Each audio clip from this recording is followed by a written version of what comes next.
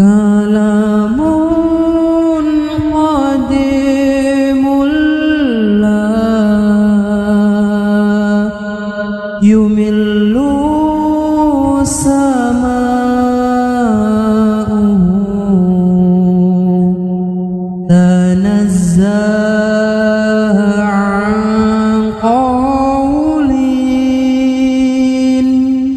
wa fi'lin wa niyatin. Assalamualaikum warahmatullahi wabarakatuh. Waalaikumsalam warahmatullahi wabarakatuh. Alhamdulillahirabbil alamin. Allahumma shalli wa sallim ala habibika Mustafa ka nabiyina Muhammadin wa ala alihi washabihi asma'in. Amma ba'du. Yang kita hormati Bapak Rektor UMN Dr. Fauzan MPD, Bapak Suparto, Bapak Haris, Bapak Stardi, dan Bapak Irwinto, juga Direktur Telkom Bapak Mungkas, teman-teman UMM dan semua yang mendengar yang kami hormati. Ini ngaji ya. Ngaji itu harus objektif itu jujur. Jadi bisa saja korbannya ayah saya, bisa rektornya, bisa semuanya, tapi korban dengan makna yang bagus. Karena di antara saran Al-Quran, Allah ngendikan kalau belajar atau mencari nasihat atau mencari kebaikan apa saja, itu diistilahkan walau ala anfusikum awil walidaini wal aqrabin, meskipun ketentuan itu merugikan kamu.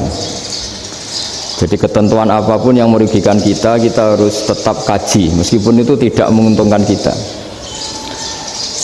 Karena banyak problem, mulai dulu sebenarnya problem itu orang yang wakam da'in yadda'i annahu da'a ilallah, tapi hakikatnya yad'u ila nafsih. Jadi banyak da'i yang mengklaim dirinya mengajak ke Allah dan Rasul, tapi sebetulnya hakikatnya mengajak ke kelompoknya sendiri. Saya ini termasuk kiai yang masih orisinil.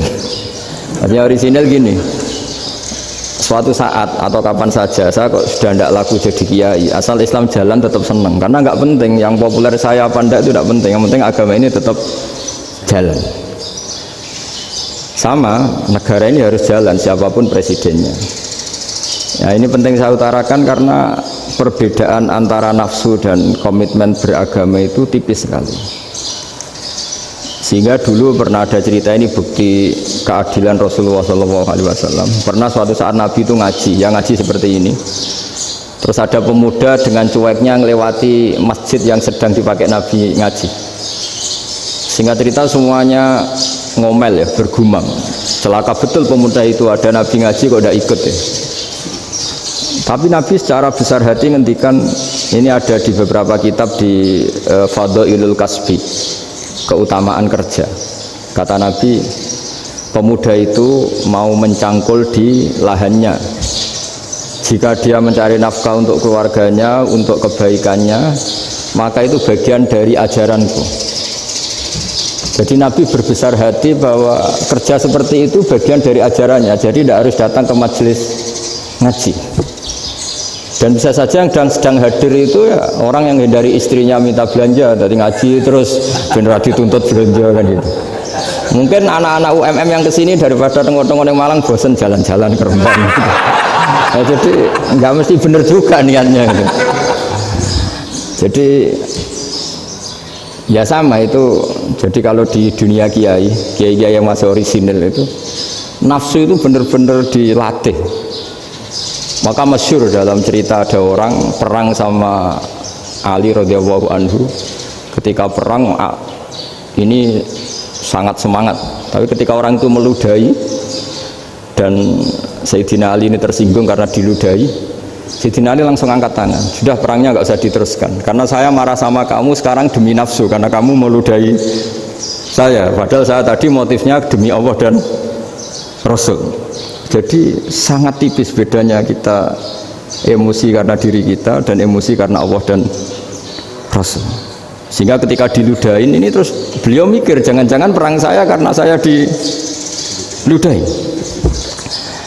Nah, yang hilang dari peradaban modern adalah Allah itu tidak begitu hadir. di hati kita. Saya sering cerita di mana-mana, teks hadis itu sebenarnya berbunyi gini, ini hadis sahih. Mangka na yu'minu billahi wal yaumil akhir fal yukrim jarohu. Ada yang fal yukrim jarohu doifahu, ada yang fal yakul khairan aul yasmut. Siapa yang iman dengan Allah dan Rasul maka harus memuliakan tetangganya, memuliakan tamunya. Dulu itu ada seorang ulama dipanggil anak muda, dibully dari sekarang. Wahai kiai, datang ke rumah saya. Datang kiai itu. Setelah sampai ke rumah orang itu, silakan kiai kembali ke rumahnya. Saya tidak butuh kiai. Kiai itu dengan riang kembali. Setelah di rumah dipanggil lagi. Pak Yai, silakan datang ke rumah saya. Datang lagi. Ya senyum-senyum kiainya santai. Wah, nggak jadi butuh Pak Yai. Silakan kembali lagi. Sampai 3 kali. Oh itu kalau rektor digitukan marah itu. Dosen marah. Kiainya santai. Santai, senyum-senyum, rileks. Ketika ditanya, kenapa Pak Yai tidak tersinggung? Jawabannya unik. Anak muda, saya ini senang sekali nuruti perintah Allah, disuruh menghormati tetangga. Sehingga ketika Anda manggil, ya saya datang. Ketika Anda nyuruh pulang, ya saya pulang. Saya senang sekali nyenangkan tonggo. Dan itu perintah Allah, jadi tidak ada hubungannya dengan kamu. Wah, pemudanya nangis minta dimaafin. Kalau kita kan enggak, kita ini dosen, kiai, mungkin kita doktor, mungkin kita profesor. Tapi kita ini sering didikte oleh orang bodoh. Kalau orang bodoh jengkel, lo kita ya jengkel. Lo kamu jengkel, dijengkelkan orang bodoh itu namanya terdikte. Itu bodoh apa pinter?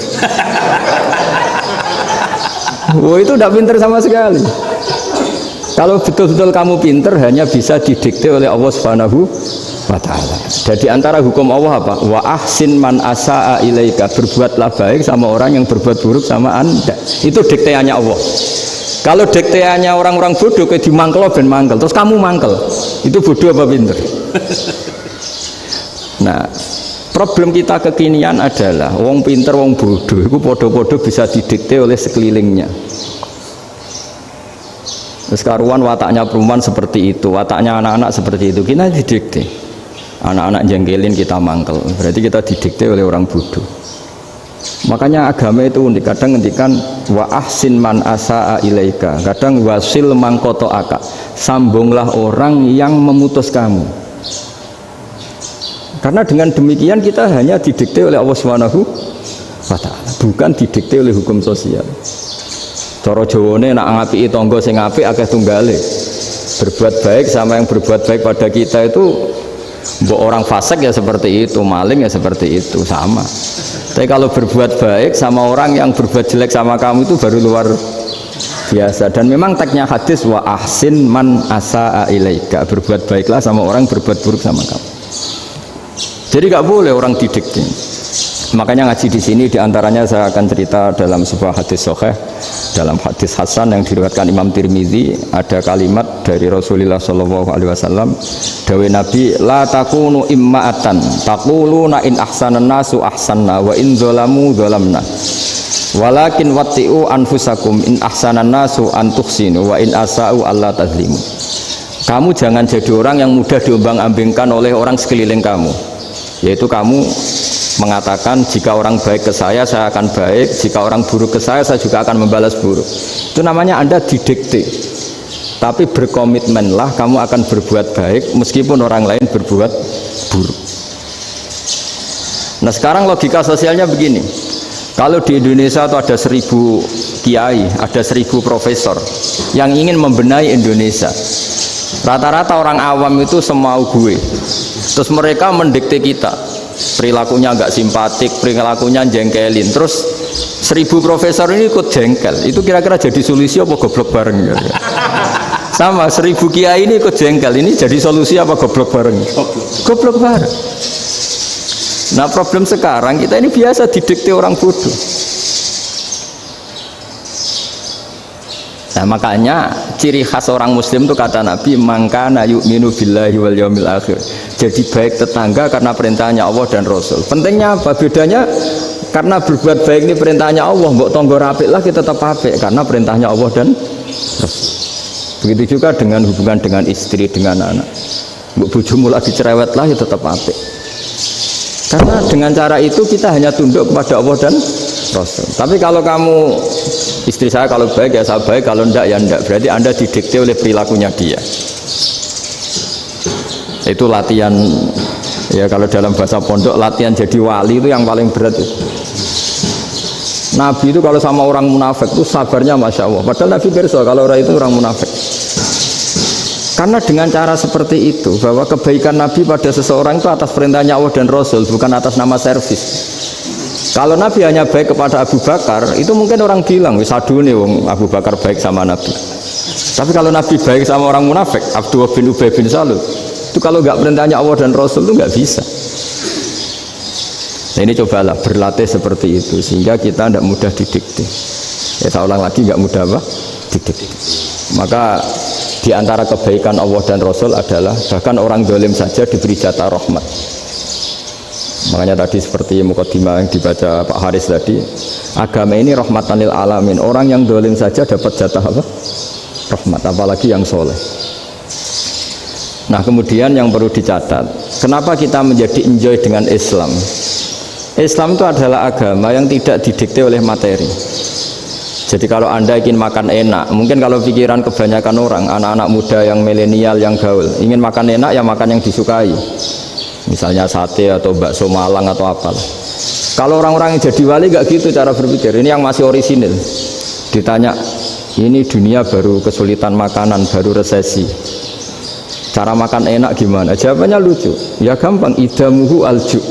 Idam itu lauk. Kalau kamu ingin makan lauknya paling enak apa? Alju. Kamu harus lapar banget.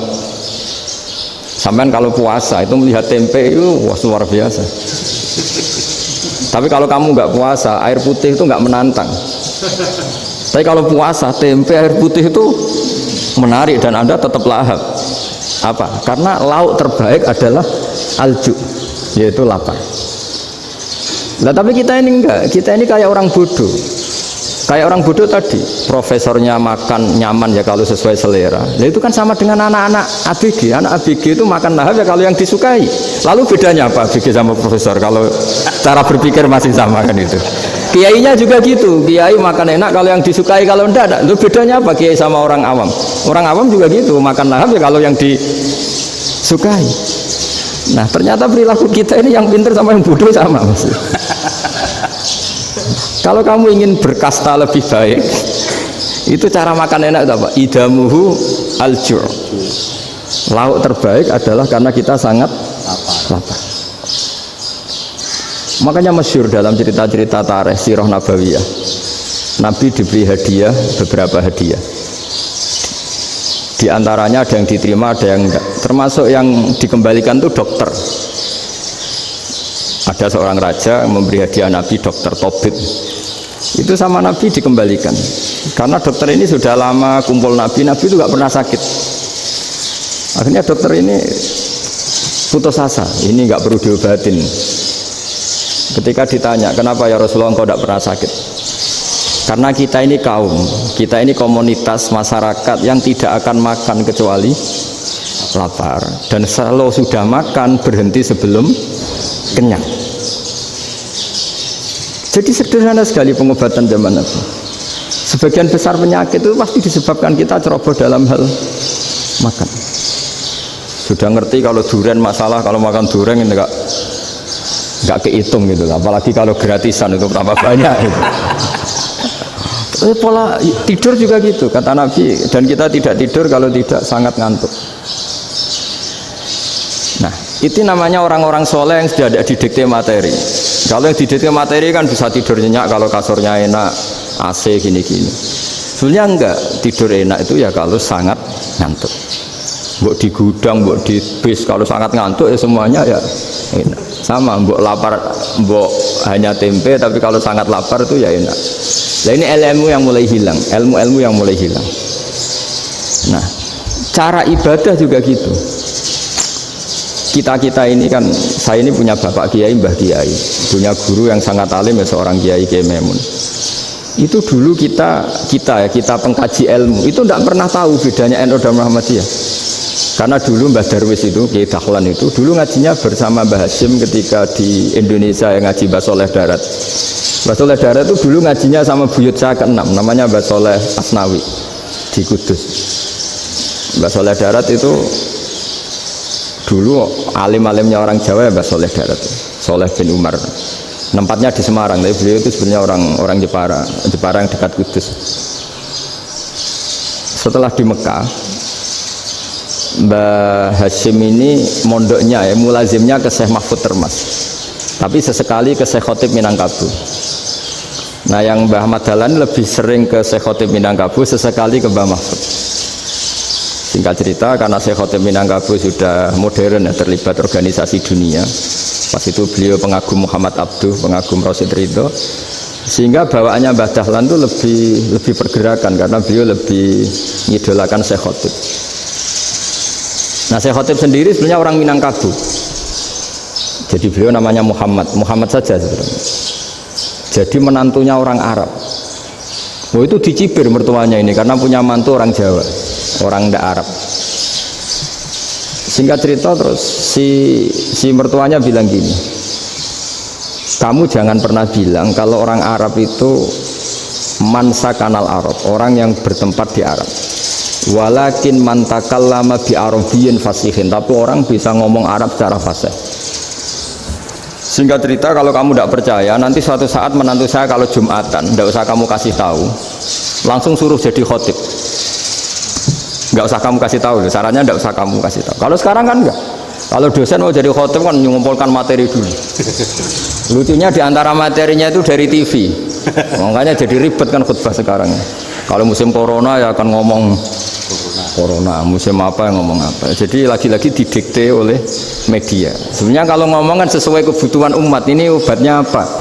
Tapi nggak sesuai trending topik, itu kan kayak anak-anak gaul. Ini dokter kok gitu kan aneh. Singkat cerita si khotib ini nggak dikasih tahu, saya Muhammad tadi nggak dikasih tahu, langsung disuruh khutbah. Fatakallama bikalamin fasihin, dia ngomong fasih sekali, bahkan ngalah-ngalahi fasihnya orang Arab asli. Semenjak itu beliau dapat gelar Al-Khotib, orang yang cakap berpidato berkhutbah. Makanya terus dia Khotib Al-Minangkabau. Jadi orang Indonesia itu luar biasa. Dulu yang namanya orang Indonesia di Arab Saudi itu dihormati sekali, karena yang kesana itu pasti ulama. Sudah alim di Indonesia kesana, termasuk Mbah Ahmad Dahlan, Mbah Hashim dulu karena sama-sama muridnya Mbah Soleh Darat. Lama-lama yang kesana itu TKI-TKW itu ya mulai agak dibully. Dulu Syekh Nawawi di antara ijtihad yang dihormati itu beliau mengkritik nyuwun sewu orang yang kan orang biasanya normalnya kan muji orang mati syahid, hebat orang mati syahid itu hebat gini. Oke, kita sepakat orang mati syahid itu hebat. Tapi kata Imam Nawawi dengan syarat niatnya itu li'ila'i kalimatillah, dan itu bawaan takdir. Saya ulang lagi, itu bawaan takdir, harus mati di medan perang. Tapi tidak boleh seseorang ini niat perang tapi niatnya supaya syahid. Karena kalau begitu berarti dia berniat supaya menjadi maktulal kafir, orang yang dibunuh orang kafir. Kedua, dengan dia mati berarti pasukan Islam berkurang. Berarti dia ingin pasukan berkurang, hanya ambisinya dia ingin langsung ke surga. Misalnya pasukan orang Islam itu 10, orang kafir 10. Kalau kamu ingin syahid berarti mati 1 kan, tinggal 9 kan. Nah kalau yang seperti itu 10 kan mati semua. Gara-gara ingin syahid akhirnya perangi rapati tenanan, benang mati, benang mlebu swarga. Kata Syekh Nawawi, ya enggak. Kalau kamu perang sama orang kafir ya niat menang. Dengan niat menang ini kamu ingin li'ila'i kalimatillah. Tapi kalau kamu ingin syahid berarti kamu menuruti keinginan nafsu kamu yang cepat masuk surga. Itu orang Arab kagumnya bukan main. Karena di mana-mana orang itu dinilai dari niatnya. Paham ini ya? Tapi perang loh ya, dalam kondisi perang, bukan teroris. Perang itu artinya orang kafir yang ingin bunuh kita, itu perang namanya apa? Perang. Dulu orang cerita syahid itu hanya pokoknya syahid itu hebat, pokoknya syahid itu hebat. Syahid di medan perang itu hebat, pokoknya syahid di medan perang hebat. Tapi ketika Syekh Nawawi memberi penjelasan ilmiah, jika kamu perang ingin cepat mati, ingin cepat syahid, artinya ini untuk pemenuhan diri kamu, karena kamu bayangkan langsung masuk surga. Kamu lupa bahwa dengan kamu dibunuh kekuatan Islam berkurang. Akhirnya beliau memberi penjelasan, syahid itu bagus, itu sebagai takdir. Hanya takdir itu kita perang yang ingin menang, tapi takdirnya mati. Jangan dibalik, oleh perang rapati tenanan benang mati namun lebu Itu yang pertama, termasuk ulama yang pertama memberi penjelasan itu Syekh Nawawi. Akhirnya melahirkan kekaguman yang luar biasa dengan tafsir Munirnya itu. Terus beliau itu orang yang rileks kalau menjelaskan ilmu. Ini ya juga guru-gurunya Mbah Hasim, Mbah Guru sama Mbah Hasim sama Mbah Ahmad Dahlan Syekh Nawawi. Jadi dulu yang alim di Arab itu ada Syekh Nawawi, ada Syekh Khotib Minangkabau, ada Syekh Bakir Jogja, ada Syekh Mahfud Termas. Itu orang Indonesia banyak sekali yang alim. Bahkan diantaranya yang dikagumi Al-Azhar itu juga orang Indonesia, nama Syekh Abdul Manan, itu mbahnya Syekh Mahfud Termas. Itu pertama ada duta besar Indonesia di Mesir, itu termasuk barokahnya Mbak Abdul Manan tadi, itu juga orang Indonesia. Jadi pemahaman ulama Indonesia itu khas, termasuk ketika memaknai apa? Syahid. Ketika memaknai apa? Syahid. Itu unik. Ketika Syekh Nawawi diuji dulu itu yang namanya ulama diuji dulu oleh 100 ulama. Jadi dulu ya ada kompetisi. Imam Bukhari diakui jadi ahli hadis itu diuji oleh mi'atu muhaddisin, 100 orang ahli hadis, sanad dibolak-balik, matanya dibolak-balik, tapi beliau tetap bisa mengembalikan proporsi sanad itu. Syekh Nawawi pernah diuji gini. Ayul afdol al ulama awe salatin. Keren mana ulama sama raja atau sama orang-orang kaya sama penguasa? Ya keren ulama.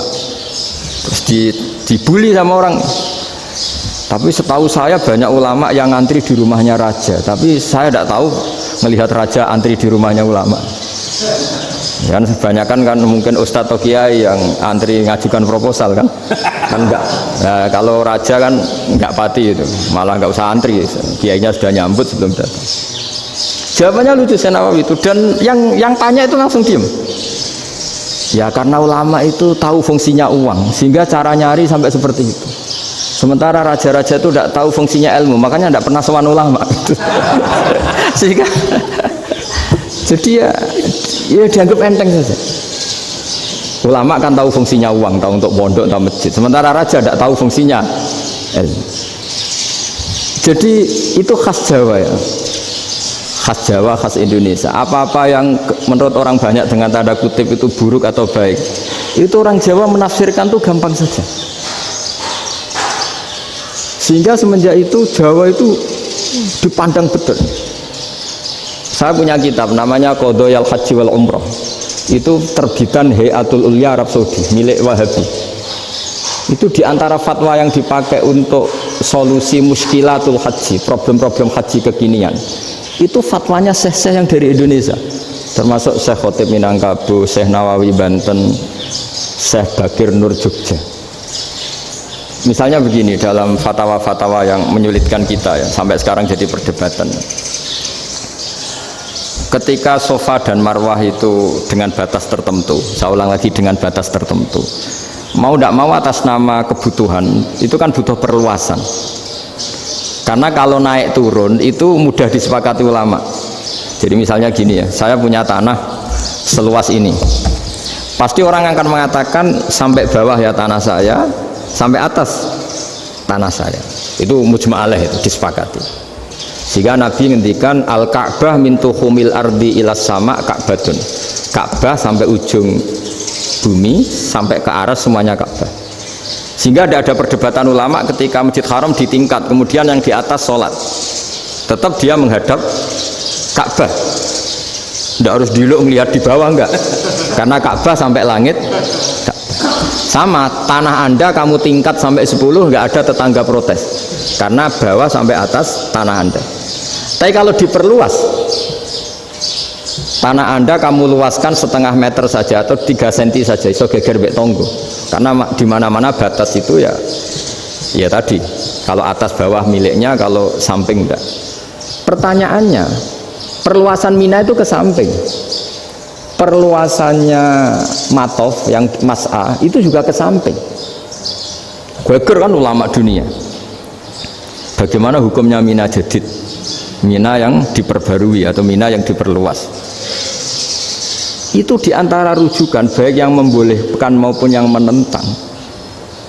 Itu ya syekh-syekh Indonesia.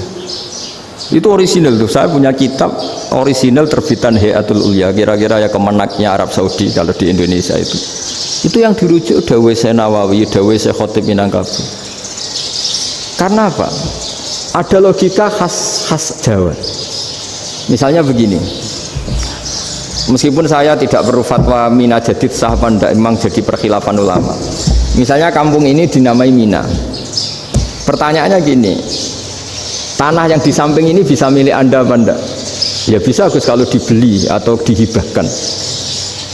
Berarti tanah di samping Anda menjadi milik Anda karena ada proses pengambil alian lewat beli maupun hibah. Nah masalahnya ini negara itu berhak menganeksasi atau memasukkan ini sebagai Mina. Itu ulama Jawa kalau ditanya alasannya apa? Fa innal muttasila bisyai' hukmu dzalika syai'. Karena yang gantet, yang mutasil itu bisa dihukumi seperti sesuatu itu. Jadi kalau ini Mina, ya yang gantet Mina ini ya bisa dikatakan Mina. Beda dengan membuat Mina Malang Mina, wah itu tidak bisa, ada mutasil kan. Itu enteng sekali ulama Jawa. Satu ya tentu karena kebutuhan, tapi asal masih al-muttasilu bihi, yang masih tanah yang masih mutasil dengan. Nah, ketika perluasan antara sofa dan marwah kan misalnya ini batas luasnya sofa, ini batas luasnya marwah. Lalu atas nama kebutuhan, sofa marwah itu sampai sini.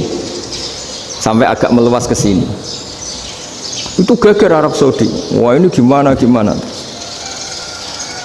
Padahal tawaf itu harus antara gunung Sofa dan gunung Marwah, sa'i itu ya. Tapi kalau istilah Quran memang tawaf sama-sama. Makanya apa? Inna Sofa al Marwata min sya'airillah faman hajjal baita wa i'tamara fala junaha alaihi ayat tawafa. Nah, jadi kalau istilah sa'i di Quran itu masih tawaf.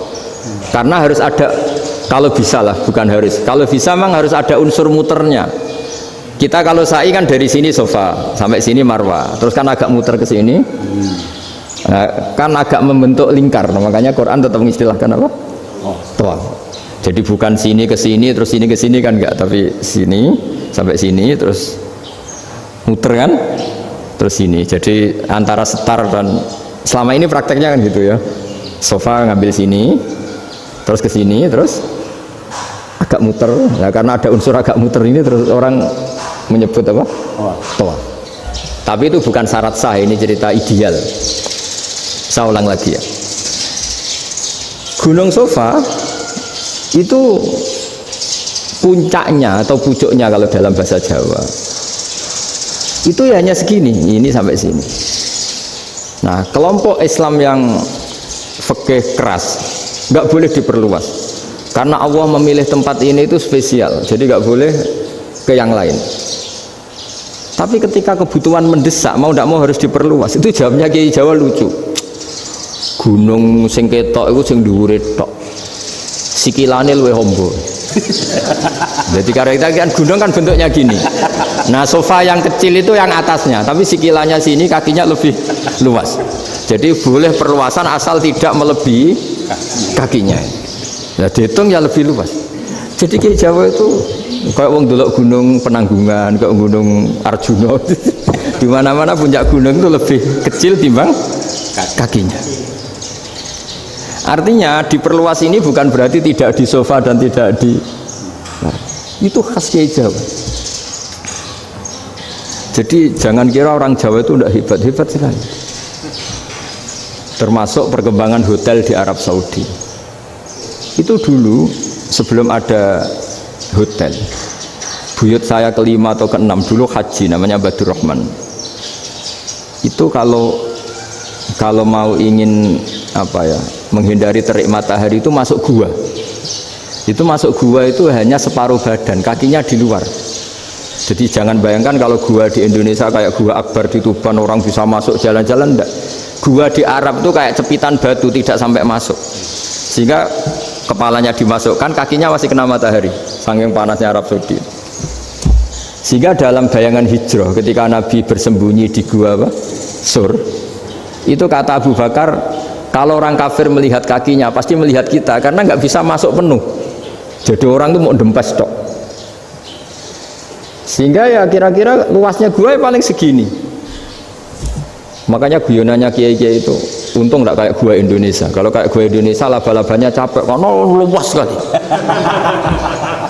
Jadi jangan bayangkan gua Arab tuh kayak gua Indonesia. Makanya bayangannya andai kan orang tuh melihat ke bawah pasti melihat kita karena orangnya nggak bisa masuk penuh, nggak bisa masuk 100%. Ya kayak cepitan batu lah mirip. Itu kan mirip Gunung Uhud. Gunung Uhud kata Rasulullah nanti kalau kamu perang itu di atas, menang atau kalah di atas, musuh biar di bawah, dengan di atas kamu bisa manah. Jangan bayangkan kayak Gunung Merapi, kayak Gunung Penanggungan lah. Kalau Gunung Penanggungan manah ke bawah yang leyang kan. Jadi gunung di Arab itu kayak bukit ya, sampean pernah kan ke Uhud itu ya sama ini aja tinggi ini kan. Nah ini yang mulai ada mis, makanya nerjemah itu susah di Indonesia karena jabal itu udah harus tinggi. Kalau tinggi nggak bisa manah dari atas ke bawah kan nggak ngefek kan. Sampai kalau ke Uhud gunungnya kan pendek sekali sehingga yang manah dari atas ke bawah ya kalau kena musuh ya celaka karena memang dekat. Nah kalau gunung Indonesia manah dari atas ke bawah yang ngeleyang nggak ngefek. Nah itu susahnya nerjemah bahasa Arab ke kita. Jadi apa ya, transkrip itu nggak gampang karena ada pengertian yang beda. Kita kalau bilang gunung itu tinggi sekali sampai banyak mahasiswa tersesat ya saking tingginya. Kalau orang naik Uhud nggak akan tersesat, wong ketok dari bawah itu. Nah ini pentingnya ngaji ya. Jadi akhirnya ulama-ulama Indonesia itu dipakai rujukan. Jadi mulai Mbah Hasyim, Mbah Ahmad Dahlan sampai era buyut-buyut itu masih orang alim. Lama-lama yang di Indonesia ini orang-orang yang bodoh. Sehingga orang Jawa kalau ke sana dibully, ya Jawa tak kulul khaya. Orang Jawa itu penggaweannya itu makan ular. Karena belut itu kalau di kamus itu persis ular. Dulu itu kan kamus tidak full color. Gara-gara gak full color, gambar belut sama ular itu sama. Belut itu belut sama ular kalau nggak full color gambarnya sama apa enggak? Sama. Terus orang Jawa itu kan masih banyak yang makan bajing itu apa? Ketupai. Bajing kalau digambar tidak full color sama dengan tikus. Gambar yang tidak warna. Hitam putih. Sehingga kita ini dibully pemakan tikus dan pemakan ular. Karena belut itu persis ular kalau digambar yang tidak full color. Sampai datang Syekhona Khalil, datang ulama ngarang kitab ya judulnya Al-Belut karena nggak terima bangsanya dinyek makan apa? Ular. Terus dikarang wal belut hayawanun bakhriyun, terus ya isu fi kadza wa kadza, itu beda dengan al-hayyah, itu diterangkan mulai bisa nerima. Terus sistem hotel juga gitu. Sampai tanyakan dalam sejarah dulu orang Sedayu ada namanya Syekh Mukhtar. Syekh Mukhtar bukan bikin rumah besar yang siapapun orang Indonesia haji itu nempat di sana. Nah ini yang menginspirasi akhirnya ada hotel. Dulu Syekh Mukhtar hanya menyediakan untuk hujat-hujat Indonesia. Lama-lama jadi hotel. Tidak mau saya mau cerita. Kata Mbah Mun sering cerita. Kenapa wa ma arsalnaka illa rahmatan lil alamin, kata Mbah Mun, Allah itu pasti bikin ulama yang tidak produk Arab itu pasti ada. Kalau orang Arab jadi ulama wajar, bahasanya Arab, domisilinya di Arab. Tapi Allah akan selalu bikin ulama yang tidak bangsa Arab. Imam Ghazali itu Tus itu Persia. Imam Bukhari itu kira-kira kalau sekarang ikut Uzbek. Ya, Imam Bukhari itu kalau negara sekarang ikut mana? Uzbek. Kenapa demikian kata Mbah Mun? Karena Allah sudah ngendikan wa ma arsalnaka illa kafatal linnas. Manusia semua ini kena khitabnya Islam. Kalau tidak ada ulama yang dari berbagai negara, kesannya Islam itu hanya milik orang Arab Saudi. Makanya Allah selalu bikin ulama-ulama yang bahkan tidak Arab. Termasuk Imamul Muhaddisin, yaitu Imam Bukhari, itu orang Uzbek, orang Rusia lah kalau sekarang, ikut Uni Soviet dulu. Imam Ghazali itu orang Persia. Syekh Nawawi itu orang Banten. Karena Allah ingin memaklumatkan bahwa Islam ini untuk semua, sehingga orang yang tidak Arab pun bisa belajar Islam. Yang alimnya itu nggak kalah sama orang apa? Arab. Makanya ini PR ya. Kalau Gus Dah Ploso nanti ngendikan suatu saat orang belajar Islam itu bahkan orang Arab pun bisa belajar ke Indonesia. Kalau orang Indonesia bisa alim betul kayak dulu. Sekarang banyak liga antar ulama. Itu orang Indonesia pasti masuk. Ulama-ulama top dunia itu pasti orang Indonesia banyak yang masuk. Karena tadi ketika orang Indonesia baca kitab, itu orang Arab itu kagum, kok bisa ada bahasanya baca secara benar. Bukan sekedar bisa baca secara benar. Karena memang dilatih sedemikian rupa di pondok-pondok. Makanya kita semua lah, yang alim di Indonesia itu kemana-mana ya pasti alim. Dulu putra Mbah Mun namanya Gus Zofur itu tahun pertama ya sudah the best di tahun pertama. Kalau tahun pertama the best-nya ilmunya bawaan dari sarang, dari keluarganya. Gus Najib mondok di Said Muhammad tahun pertama sudah dipuji sebagai yang teralim karena ya sanggup. Kalau dipujinya tahun ketiga, tahun keempat kan mungkin dapat dari sana. Ini tahun pertama. Saya ulang lagi tahun pertama. Karena pengajaran di Indonesia itu luar biasa di pondok-pondok ini. Makanya kalau dalam anekdot pondok itu cerita-cerita lucu itu. Ada orang Jakarta ngaji, setelah di kelas itu pelengahan terus. Melihat jendela, lihat pintu terus. Lama-lama gurunya marah. Kamu diajarin kok enggak punya sopan, melihat pintu terus enggak memperhatikan guru ya. Anak Betawinya jamnya lucu. Habis Pak Guru bohong ya. Kenapa ya? Kamu Pak Guru bilang Ja'a Zaidun, Zaid datang. Tak lihat enggak ada yang datang. Setelah itu contoh nasab kan ro'a itu Zaidan. Saya melihat Zaid, saya enggak melihat Zaid. Terus contoh ketiga yang jer kan maror tu bi Zaidin. Saya berjalan ketemu Zaid. Pak Guru diam di situ enggak jalan-jalan. Jadi saking detailnya Indonesia dia cari. Kalau rofa Ja'a Zaidun, kalau nasab ro'a itu Zaidan, kalau jar marortu bi Zaidin.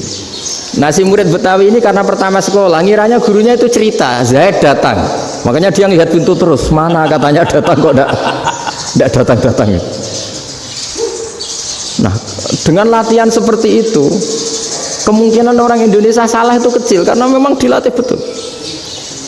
Saya ulang lagi karena memang dilatih betul. Sehingga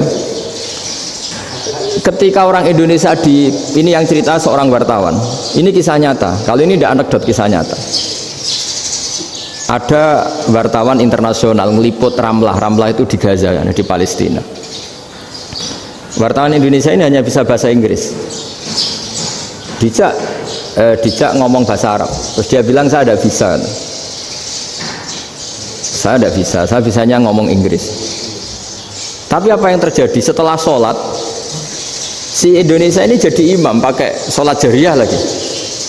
Baca bismillah benar, bismillahi jar karena mudhof ilaih. Terus ketika iktidal ya benar, Rabbana lakal hamdu mil'us samawati wa mil'ul ardi benar. Ketika takhiyat ya benar, at-tahiyatul mubarakatuh sholawat. Sama orang Arab ini diambungi. Orang Arab kalau senang orang itu dicium. Kamu tawaduk, sebenarnya kamu itu ahli bahasa Arab. Karena orang Indonesia sekali sholat itu nggak ada yang salah, meskipun benarnya karena hafalan, tapi bagi yang ahli nahwu itu hebat. Misalnya kita kalau ngapalkan kan bismillahi, bismi jar karena ba, Allahi jar karena mudhof ilaih, ar-rahmani jar karena sifat, ar-rahimi karena sifat, alhamdu rofa karena mubtada, lillahi jar karena ada huruf jarli, robbi jar karena sifat. Sebetulnya tidak karena pinter, tapi karena hafalan. Tapi orang Indonesia hebatnya itu benar terus. Rabbana lakal hamdu, ya kan, alhamdu rofa, terus mil'us samawati ya rofa karena sifat.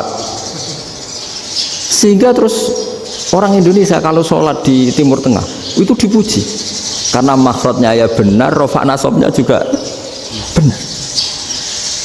Nah itu di negara lain tidak ada yang kayak Indonesia. Orang Cina itu sering bikin marah orang-orang Arab karena kalau dongo itu nggak fasih kayak orang Indonesia. Orang Indonesia kalau dongo ya Allahumma tohir qalbi. Orang Cina ini yang jadi guyon di Arab, Allahumma tahir kalbi gitu. Itu kan bedanya jauh. Itu orang Arab pertama membiarin Lama-lama kalbun entak gitu. Maksudnya asu-asumu gitu. Karena dia bilangnya qaf itu kaf. Jadi kalau Allahumma Allah tohir, kalau aturi nyucekno panjenengan kalbi ing asu ingsun kan. Tapi kalau qalbi itu ati ingsun, tapi kalau kalbi anjing ingsun. Bedanya qaf sama kaf. Ana arah-arah kalbun entak. Asu-asumu maksudnya kan.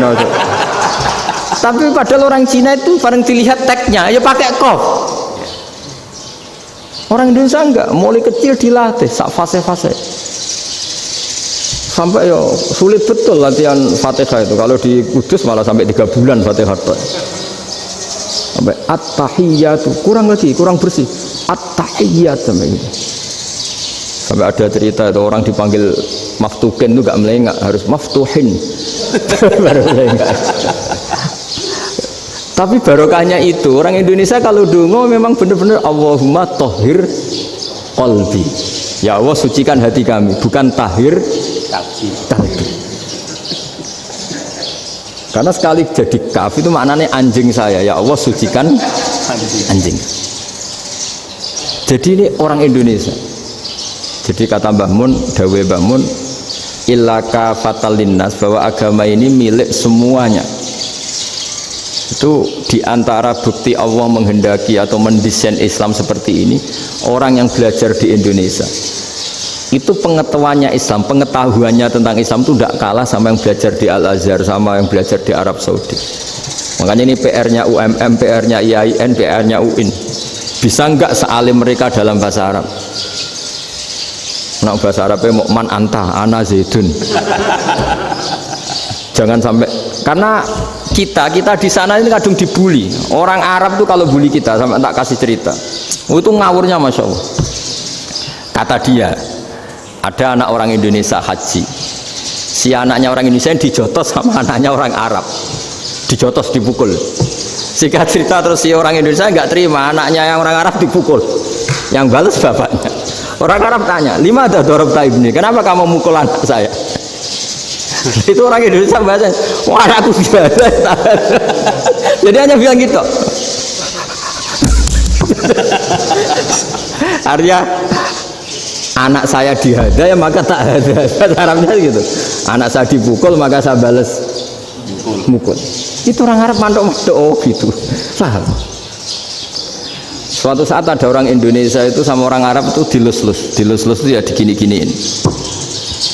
Karena dia latihan bahasa Indonesia, latihan bahasa Arabnya itu masih mufrodat. Jadi kalau mengartikan yadun itu tangan, saro itu jalan. Jadi kalau jalan ya saro-saro.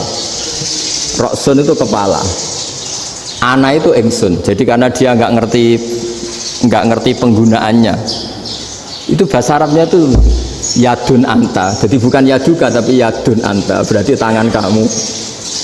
Saro-saro itu jalan-jalan. Ala roksi ana yang atasnya sirah ingsun. Jadi mestinya yang benar kan yaduka saro ala roksi atau gitu. Tapi enggak dipotong-potong. Yadun tangan kan, anta kamu. Berarti tangan kamu. Saro-saro jalan-jalan. Roksun itu sirah, ana ingsun. Jadi di atas kepala saya. Orang Arab tertawa-tawa. Tapi paham. Maksudnya seperti itu. Jadi kita ini dibully di Arab itu Masya Allah. Jadi akhirnya lahirlah ulama-ulama tadi yang saya sebut tadi. Bahkan pernah lama sekali ulama Indonesia itu jadi master di Arab Saudi, yaitu Senawi Banten. Itu kalau orang sana bilang itu Sayyidu Ulama Il-Hijaz, top-topnya ulama Mekah Madinah. Padahal beliau orang Indonesia dan dimakamkan di Ma'la itu dekat makamnya Sayyidah Khadijah karena sangat dihormati. Nah, di antara sebab dihormati adalah ketika orang memahami syahid, maknanya pokoknya maktulal kafir.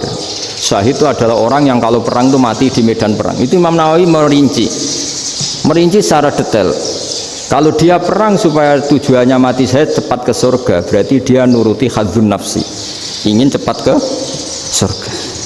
Tapi dia lupa bahwa dia dengan terbunuh pasukan Islam berkurang kekuatannya.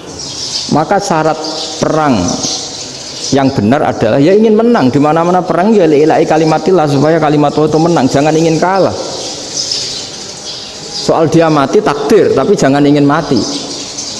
Wah itu terus dikagumi. Ternyata memang oh iya ya, kalau pasukan Islam 10 kafir 10 kita ingin syahid, berarti ya kalau orang ingin syahid kan terus mungkin perangnya ada hati-hati, main ngawur saja terus kalah mati. Sudah apa kalong satu kan, terkurangi satu kan. Nah kalau semuanya 10 punya niat gitu, nah itu Syekh Nawawi. Syekh Nawawi itu orang yang begitu gampang nerangkan Quran. Bahkan ketika orang Arab kesulitan ngartikan famathaluhu kamathalil kalbi intahmil alaihi yalhas atau tatrukhu yalhas. Orang Tomak itu ibarat kayak anjing. Anjing itu kamu kasih makan ya tetap melet, menjulur-julurkan lidahnya, kamu ndak ya ndak. Imam Nawawi ditanya, "Ma wajusibbi?" Lalu wajah tasbihnya di mana? Beliau menjawab, "Fit Tomak." Jadi anjing punya dua sifat yang berlawanan. Di bab ilmu dipuji, nggak ada hewan yang mudah menerima ilmu kayak apa? Anjing. Sehingga Quran mengistilahkan wa ma 'allamtum minal jawarihi mukallibin. Hewan yang mudah diajari itu oleh Quran dibahasakan sudah menganjing. Karena anjing adalah hewan yang paling mudah apa? Diajarin. Itu diakui oleh Quran wa ma 'allamtum minal jawarihi mukallibin. Tapi dia punya sifat yang sangat buruk sekali, yaitu nggak pernah puas. Makanya ketika Bal'am bin Ba'ura, ada tokoh yang kedonyan ya, itu kalau diistilahkan Quran walakinnahu akhlada ilal ardi wattaba hawa famathaluhu kamathalil kalbi intahmil aliyal has atau tatrukhu yalhas. Jadi anjing punya dua sifat yang berlawanan. Di bab ilmu dipuji karena paling mudah diajarin. Itu saya pernah ke Malaysia, diceritain sama polisi Malaysia. Anjing itu saking cerdasnya itu bisa deteksi CD palsu sama CD bajakan, asli sama bajakan. Itu kan gak kebayang. Kalau narkoba mungkin masih ada bau khusus ya, atau mesiu atau bom masih ada bau khusus. Ini enggak. Anjing itu dilatih cek CD yang asli sama yang palsu. Oh itu kebablas itu pinternya itu. Itu harganya itu 1 miliar lebih, paling mahal. Ya. Jadi mungkin bisa deteksi ini dosen betul apa abal-abal itu bisa. Itu kiai betul apa kiai pesanan itu mungkin bisa. Itu saya punya kitab namanya Al-Hayawanul Kubro. Itu cerita prestasi-prestasi hewan. Itu yang berkuras-kuras sampai berjilid-jilid. Itu ya cerita anjing. Tidak ada hewan sebaik anjing. Di bab itu ya, di bab sampai ya tadi. Ada anjing yang sangat loyal sama majikannya, loyalnya masya Allah, sopannya masya Allah. Anjing itu mbok lama berbakti sama sampean, nggak mau tidur di ruang tidurnya sampean, dia tetap tidur di luar. Corong Jawa nggak ngelama. Suatu saat si raja ini minum, wisata minum, pas mau minum diterjang sama anjingnya sampai tumpah. Kecewanya raja ini itu karena selama ini anjingnya sopan sekali, sekedar ganggu di ruangannya nggak pernah, malah ini mau minum minuman yang disukai diterjang anjingnya tumpah. Marah kan anjingnya di mana? Ternyata apa? Minuman itu anjing ini tahu kalau minuman itu beracun, diracuni oleh musuhnya. Itu saking hebatnya anjing sampai ketika ngawal rajanya itu tidak sekedar ada penjahat atau maling, bahkan trik-trik kayak minumannya diracun oleh orang lain tuh anjingnya tahu. Sehingga pas mau diminum diterjang sampai terus supaya nggak keminum tadi. Makanya Quran istilahkan anjing itu apa? Wa ma 'allamtum minal jawarihi mukallibin. Hewan piaraan yang kamu ajarin nanti sampai sepinter anjing. Makanya Ashabul Kahfi itu ketika ngajak anjing tadi, beliau tidur, anjing itu tidurnya bil wasit, wakal buhum basitun dzira'aihi bil wasit. Jadi dia tidur dalam posisi siaga. Loh coba anjing itu nggak pernah sekolah, karena dia posisi menjaga, tidurnya itu kayak siaga gini, bukan ngorok semadep ke atas terlentang, itu enggak. Andai kan dia tidur terlentang itu kan yang mau mengganggu kan, wah sunai turu, itu enggak. Dia tidur posisi siaga, makanya disebut lawit tolak ta'alaihim lawalaita minhum firaron. Kalau kamu melihat anjing itu pasti lari, karena dia posisi siap merekam. Jadi tidur tapi posisi siap merekam. Jadi matanya tetap terbelalak kayak siaga. Padahal itu enggak diperintah, ya dia memang punya nalar untuk itu. Ini disebut wa ma 'allamtum minal jawarihi mukallibin. Dan dalam teori modern juga gitu. Tapi dalam hukum Islam yang dianut mazhab Syafi'i itu anjing tetap najis. Ya sudah najis ya najis, tapi ada mazhab lain yang mengatakan tidak najis. Tapi tidak usah ngurmat anjing, geger nanti kalau rektor kampus punya anjing. Tapi ilmu itu bagus untuk kelangenan kadang. Andai kan tidak ada mazhab Malik, maka kita kesulitan menceritakan Ashabul Kahfi yang hewan piaraannya itu anjing. Tapi misalnya anjing disucikan, kita juga nanti susah menjelaskan hadis Nabi malaikat itu tidak masuk rumah yang di situ ada apa? Anjing. Maka ilmu itu, makanya kata Imam Sa'roni, sebagian ilmu itu memang kelangenan, tapi nggak boleh jadi praktek. Tapi harus ada. Misalnya begini, contoh paling gampang. Api dalam mazhab Syafi'i kan alat pensuci hanya dua, air dan tanah. Ya saya ulang lagi, air dan tanah, yaitu tanah untuk mensucikan najis anjing. Imam Abu Hanifah menambahkan api. Mazhab Syafi'i itu agak kesulitan ketika ada batu bata dibikin dari tanah-tanah yang bercampur kotoran.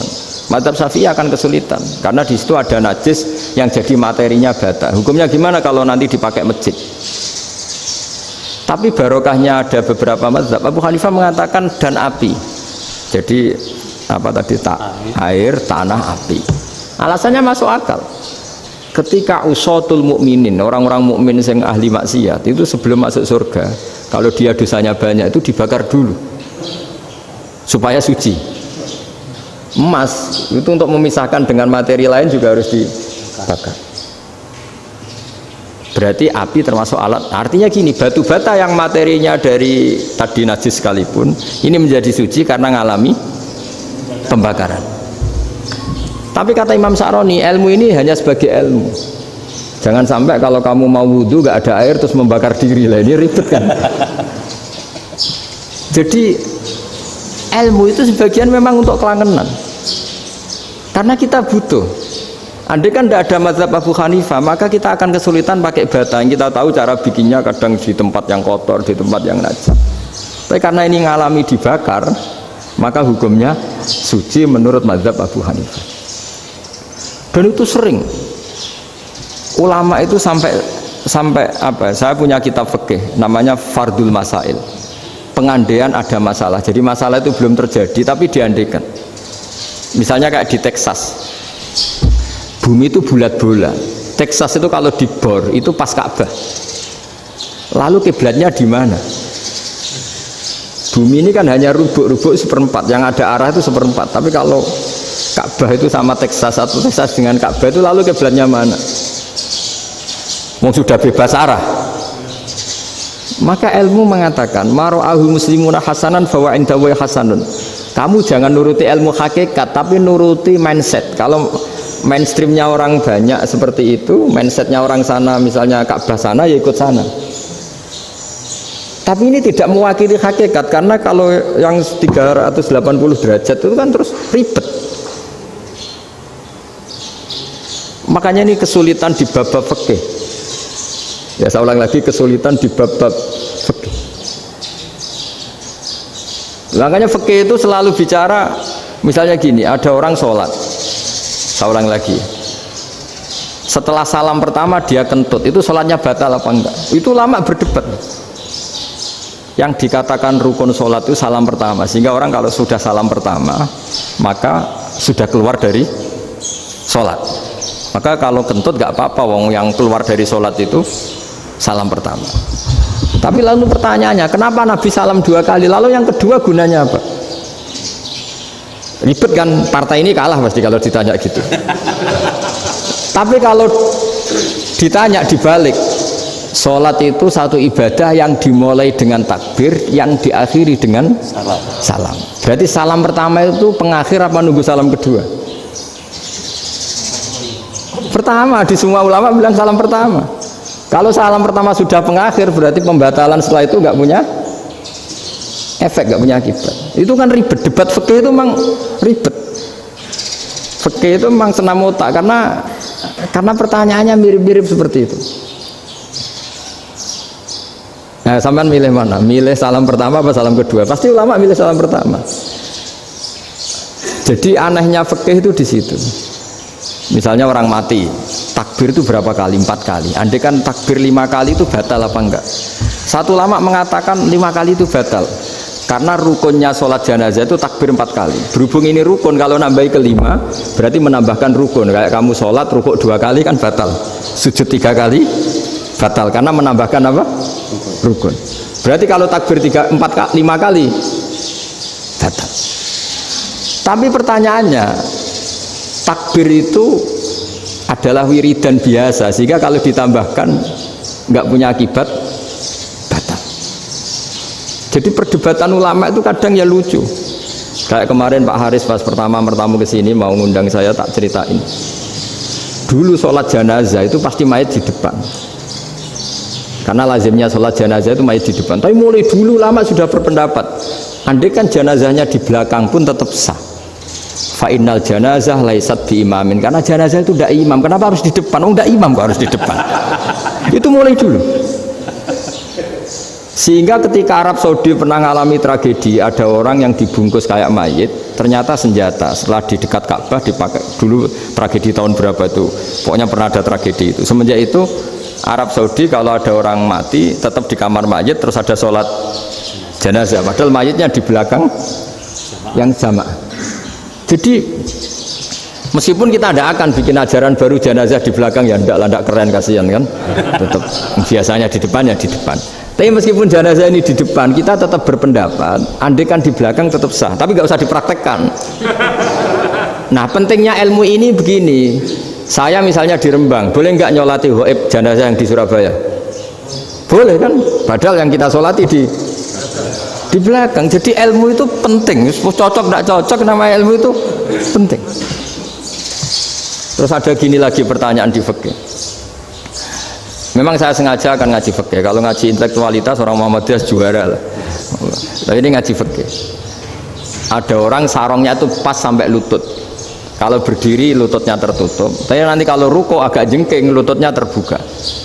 Itu batalnya nunggu ruko apa mulai takbir sudah batal? Padahal pasti nanti batal kalau ruko ini. Itu ada ulama yang mengatakan, ya batalnya nunggu ruko. Bagaimanapun terjadinya pembatalan waktu ruko. Ada ulama mengatakan yang enggak mulai awal sudah tidak sah itu, karena pasti ngalami batal. Nah, pertanyaan-pertanyaan seperti itu penting karena lalu Allah menilai apa? Ya nilai niatnya. Misalnya gini, kalau contoh itu mungkin Anda tidak tertarik, tapi contoh begini. Kita mau operasi jam 10 siang. Kita tahu kalau nanti 10 siang akan divonis medis harus makan karena mau berobat. Malamnya itu kalau kamu orang soleh, bayangkan kamu orang soleh. Kalau tidak orang soleh kan tidak punya komitmen. Kamu milih niat puasa, apa enggak jam 10 mesti muka menisan raposo. Kamu orang soleh. Kalau kamu orang soleh pasti milih puasa karena ini Ramadan. Meskipun nanti jam 10 pasti disuruh batal sama dokter. Setidaknya kita berpikir gini, nak mati jam itu paling enggak ditulis saya sebagai orang yang puasa. Jadi perasaannya orang soleh itu beda. Kalau orang kok sampean barang menisan raposo kok ya mesti. Sampean tidak pernah berpikir bahwa puasa mulai fajar sampai jam 10 itu luar biasa. Bisa saja kita mati jam 7, bisa saja mati jam 6. Kan ditulis Allah sebagai orang yang berkomitmen terhadap puasa. Terus ada kemungkinan kecil, udahlah jam 10 itu dokternya sakit atau nggak jadi ke sana. Berarti kamu kan nggak jadi boga. Kan ya mungkin juga. Sama yang tadi. Delalah sebelum ruko ono wong sing nyarongi sampean. Sehingga sholatnya normal. Kamu tidak menemukan pakaian yang pas, jebule pas setelah ruko, mau ruko ono wong ngerti, wah sholatnya kira bener disarongi. Itu agama. Jadi agama itu dimulai dari mana coba? Dimulai dari niat, dari komitmen. Nah, sekarang kelirunya kenapa ada garis keras? Agama itu dimulai dari keinginan ideal. Itu yang mulai itu ada orang-orang garis keras. Agama ini enggak, agama ini dimulai dari niat. Sampai ada kaidah agama la yudraku kulluh la yudraku kulluh. Kalau tidak bisa ideal jangan ditinggalkan sama sekali. Tapi orang enggak, sekarang bayangkan Islam itu ideal. Pemimpinnya ya soleh, masyarakatnya soleh, enggak ada maksiat, enggak ada apa. Nan apa ilmu? Kalau secara ilmu mulai dulu ya ada orang dolim, ada orang soleh. Nabi kurang baiknya. Di angkatan itu ya ada orang munafik. Sehingga ulama itu sudah berpendapat ideal itu piye? Zaman Nabi saja ada orang apa? Munafik. Itu ilmu. Kalau nuruti kelangenan, inginnya dunia ya steril, nggak ada maksiat, nggak ada. Dan agama itu diciptakan Allah itu memang unik. Calon Nabi misalnya, Nabi Musa itu sing rumat Fir'aun. Ketika Nabi Muhammad lahir, sing ribet manitia ini Abu Lahab. Orang dosen UMF. Coba. Karena Allah ingin memaklumatkan ke kita bahwa agama ini akan hidup di kondisi apapun. Asia, istrinya Fir'aun itu termasuk mukminah yang dipuji Quran. Padahal dia bukan istrinya pengurus NU atau pengurus Muhammadiyah, istrinya Fir'aun. Tapi itu pelajaran bagi kita bahwa orang-orang baik itu tidak harus di lingkungan yang baik. Masjid paling makmur itu kadang di dunia mungkin ya jangan bakas Mekah Medina itu karuan. Mungkin di antara masjid yang makmur justru yang di Kanada, di Amerika mungkin. Karena merasa minoritas itu perpustakaannya ada, pekajiannya ada. Tapi banyak masjid di daerah pesantrennya malah sepi. Karena kiainya tahu jamaah di masjid itu wajib. Lalu itu ada daerah pesantren, seorang lagi ada daerah pesantren. Didikon pengajian, monggo nekani pengajian, maca selawat ning omah ganjaran padha wae. Ribet kan?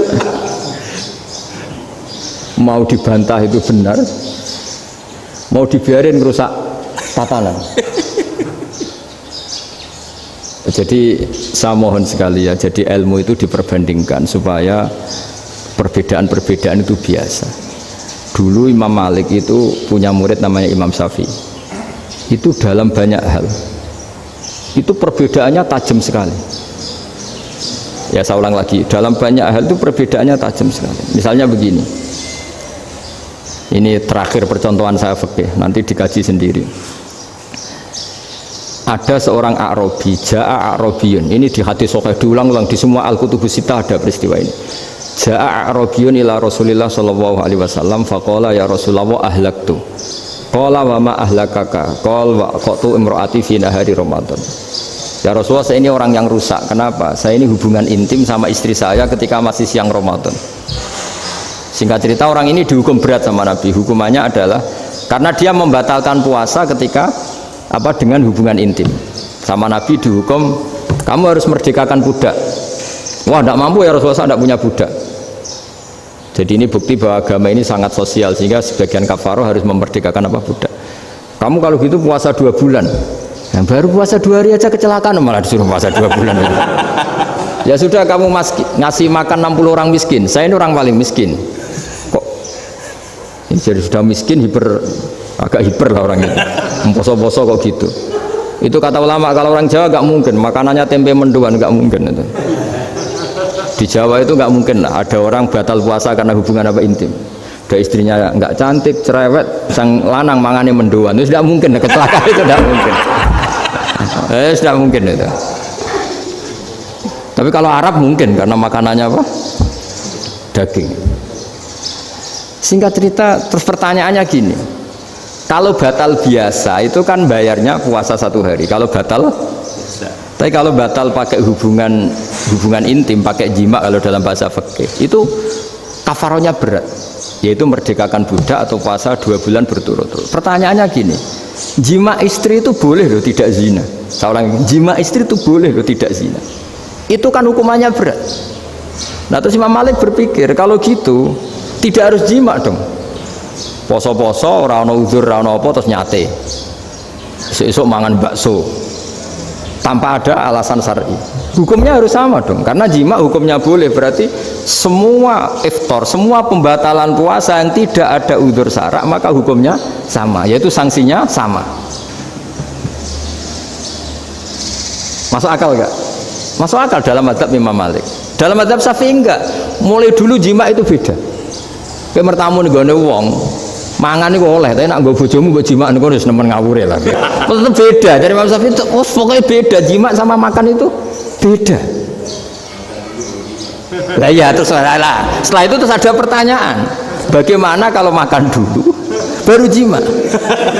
Ribet kan? Makanya itu sampai dibabkan Kitabul Khilafil Fiqhi, bab merekayasa fikih. Makanya itu perdebatannya orang Hanafi sama Imam Syafi'i juga sama. Ada orang jam segini lapar sekali, kalau langsung makan kan kena sanksi. Ya pergi aja dulu, pura-pura ngaji ke Gus Bah gitu. Nanti kan jadi musafir kan? Wah itu sudah boleh itu kan musafir. Padahal enggak. Memang dia pergi itu karena supaya bisa makan. Mau enggak kepikiran ngaji, tahu-tahu ingin ngaji. Mumpung Ramadan nah. Nah makanya dibabkan, apakah boleh merekayasa fikih?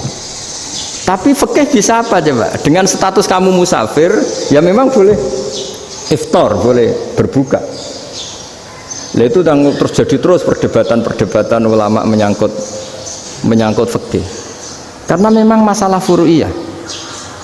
Sehingga termasuk perdebatan kita dalam perilaku, misalnya ada orang NU kalau habis salam itu menghadap ke kiblat karena arah terbaik itu kiblat. Tapi sebagian orang Muhammadiyah atau mungkin semuanya menghadap ke makmum. Itu memang teks hadisnya itu kita yang meneliti hadis itu semua syarah itu berdebat. Nabi memuji kiblat itu arah terbaik, oke. Tapi di bab itu Nabi itu aqbala alaina, menghadap ke kita. Lalu pertanyaannya, kenapa menghadap ke kita? Ada mengatakan karena Nabi memang punya tradisi kadang ngendikan. Ya tentu dulu istilahnya tidak kultum, nggak ada istilah itu dulu, 7 menit itu nggak ada. Tapi ada ulama yang analisis begini, termasuk kitab Fathul Bari. Nabi itu tokoh sentral, taruh lagi Nabi itu tokoh sentral. Ini kata kitab Fathul Bari, bukan kata saya. Nah orang-orang yang imamu kaumi, orang-orang yang jadi imam di daerah masing-masing, tetap kalau sholat itu ikut Nabi. Ikut Nabi, setelah salam langsung pulang. Jadi sebetulnya salam langsung pulang itu ya ada sejarahnya, karena dia mau jadi imam di daerahnya. Nah tidak kebayang kalau Nabi itu madhep kiblat. Kalau Nabi madhep kiblat, orang yang masbuk yang barusan datang pasti langsung usolli, misalnya fardhu isya'i misalnya, terus makmum Nabi, padahal Nabi sholatnya sudah selesai. Jadi intinya gini kata Fathul Bari, imam setelah salam itu harus bikin gerakan atau omongan atau apa saja yang menunjukkan kalau sholatnya selesai. Di antara gerakan itu adalah beliau harus menghadap ke hadirin atau menghadap ke utara atau apa saja yang penting menunjukkan kalau sholat ini sudah selesai. Itu fikih. Jadi fikih itu cara menganalisis itu memang unik. Karena kalau Nabi tetap seperti itu, posisi pancet seperti itu, maka orang yang baru datang mengira Nabi masih sholat. Nah, pertanyaannya kalau mereka sudah takbir, malah sholatnya tidak sah. Kenapa tidak sah? Menggantungkan sholat atau mengikatkan sholatnya dengan orang yang sudah tidak sholat. Jadi menjadikan orang yang nggak sholat sebagai imamnya, kan nggak boleh. Maka Nabi harus memaklumatkan dengan gerakan itu bahwa beliau sudah tidak sholat. Karena orang datang dari berbagai daerah. Jadi nganalisis fikih, fiqhul hadis namanya. Itu ulama itu mau tidak mau debat. Karena pertanyaannya itu kenapa? Ya memang mau apa? Karena yang namanya sosial itu yahtamilu muhtamilatin, ada sekian kemungkinan. Makanya dalam madzhab istimbat itu, ketika Nabi sedekah pakai tamer, pakai kurma, itu ulama mesti ngitungnya tuh kut. Kut itu makanan pokok. Sehingga Imam Syafi'i mengatakan kalau di Indonesia pakai beras misalnya, karena kutil balad Indonesia itu beras. Oke, Imam Syafi'i mainstream. Tapi ketika era Yusuf Qaradawi di Al-Azhar di Mesir sana, ulama-ulama mulai usil. Sama sih ingat Mbah Mun sering gojlokan, lah iya petani gabah, petani padi wis melarat wajib zakat. Petani cengkeh, kakao, suga-suga wajib zakat hanya karena yang ditanam tidak tidak makanan pokok. Jadi mulai ada ulama mulai gerah lah, kalau bahasa politiknya mulai gerah. Yang petani miskin gara-gara yang ditanam padi wajib zakat. Yang orang-orang di sana misalnya di Sulawesi karena tanamannya kakao atau cengkeh tidak wajib zakat karena bentuknya tidak makanan pokok. Geger kan di Al-Azhar geger. Akhirnya hampir semua ulama berpendapat ya sudah sekarang ketika Nabi menzakati qut, makanan pokok, itu jangan dihitung sebagai makanan pokok.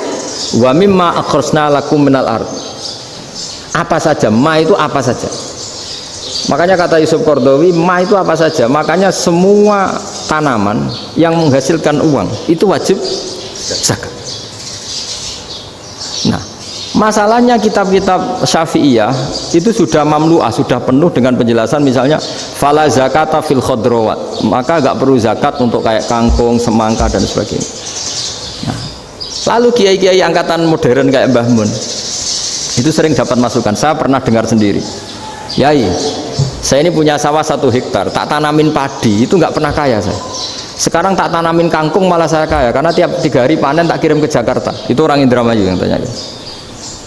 Jadi gak tanam padi gak pernah kaya, tanam kangkung kaya. Nah, karena dia orang soleh, kalau zakat boten. Mau diwajibkan zakat tidak makanan pokok, mau tidak wajib dia kaya. Semenjak itu perubahan di Indonesia ikut. Akhirnya ada zakat, pokoknya asal tanaman yang 1 nisab ya wajib zakat. Masih ada debat lagi. Ketika nanam ingin dipanen, itu dia petani apa pedagang? Karena nanti perdebatannya ikutnya zakat zuruk, zakat tanaman apa zakat pedagang. Kalau sampean nggak pernah debat berarti sebenarnya Anda tidak dosen Islam ini. Berusaha nggak pernah diskusi fikih apa Islam. Karena saya berkali-kali punya tamu itu begini, Gus, saya ini pedagang melon, tapi dia penanam melon, jadi pedagang yang agak ingin badi banyak. Itu caranya gini Pak Rektor, saya misalnya pedagang melon, daripada saya kulak di pasar atau dari petani sudah mahal, nyewa tanah sekian hektar terus ditanami melon. Setelah berhasil, ini dia zakatnya tanaman apa zakat pedagang? Karena dia nanam itu mentalnya sudah pedagang. Padahal nanti zakatnya beda kan? Yang 1,2% yang 1 rubul usur sama nisul usur sama usur, 1/10 sama 1/20. Kalau zakatnya zuruk kan 1/10 atau 1/20. Yang 1 rubul usur, kira-kira 2,5. Saya ulang lagi ya. Jadi di era modern itu kita jadi bingung, pedagang tapi gayanya petani tapi hakikatnya. Jadi gampangannya gini ya, kalau saya pedagang beras, kok saya kaya raya, itu mendingan nyewa sekian hektar untuk ditanamin beras, padi ya, daripada tengkulak, daripada beli. Akhirnya perdebatannya ini zakatnya pakai apa? Misalnya tebu, misalnya petani tebu. Oh jelas kalau jual nanam tebu itu ingin dijual. Masa apa tiga es tebu berhektar-hektar? Lah kira-kira kalau menurut jenengan ini zakatnya zakat apa? Tijarah apa zakat tanaman? Mentalnya tijarah, mentalnya pedagang. Nah ini saya hanya mau cerita. Khilaf, kadang-kadang orang angen-angen. Khilaf itu nggak mungkin enggak. Ya sama seperti NU dan Muhammadiyah selalu khilaf awal Ramadan. Itu memang nggak bisa nggak khilaf. Misalnya begini, saya beri contoh ya. Karena kadang yang khilaf juga nggak pernah belajar. Lucu kan?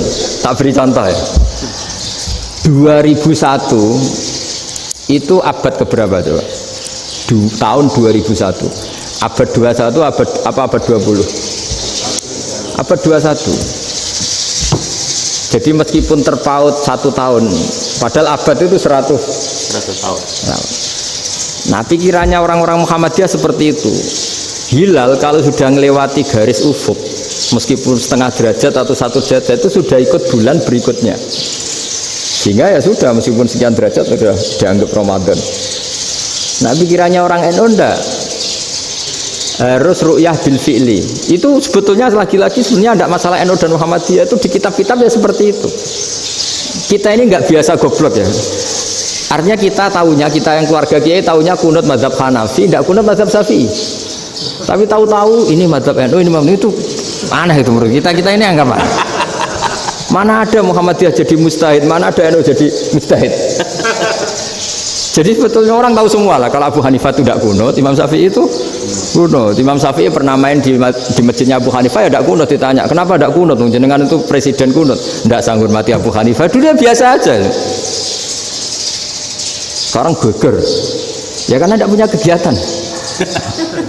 Sebenarnya itu nggak masalah, mulai dulu biasa. Saat teruskan ya. Nah, menurut mayoritas ulama nunggu ru'yah bil fi'li. Ru'yah bil fi'li itu gini. Mata telanjang bisa melihat karena agama ini menggantungkan perintah itu sama melihat. Kalau kamu tidak melihat itu bagaimana kena hukum?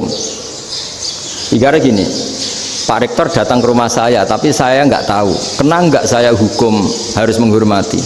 Dia datang nggak sembunyi-sembunyi, saya kena hukum harus menghormati ya kalau melihat, kalau enggak ya enggak.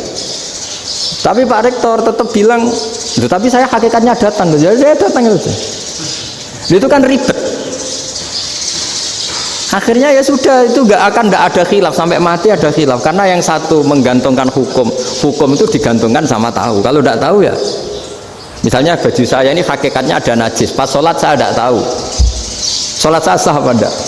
Sah, karena hakikatnya ya memang saya tidak tahu, tapi hakikatnya ada najis apa enggak? Ada.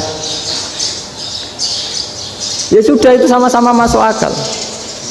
Ada lagi khilaf yang senam otak. Fasyamu salasati ayamin fil haji wa sab'atin idza raja'tum. Singkat cerita ada satu pelanggaran haji yang kata Allah kafarohnya itu puasa 3 hari sama 7 ketika kamu pulang, idza raja'tum, ketika kamu pulang. Dalam mazhab Syafi'i yang namanya pulang itu yang haji sudah sampai rumah. Di mana-mana pulang itu ya sampai rumah. Dalam mazhab Abu Hanifah enggak, ketika orang sudah balik kanan dari Arab Saudi, dari Mekah, ya namanya sudah pulang. Misalnya gini, ini Pak Rektor pamit saya, Pak Haris. Gus, Pak Haris mana? Ya sudah pulang kata saya, padahal sampai pandangan belum sampai depan. Tapi bagi keluarganya belum pulang. Lah lalu idza raja'tum ketika pulang itu bahasanya siapa? Bahasa istrinya apa bahasa yang ditamoni?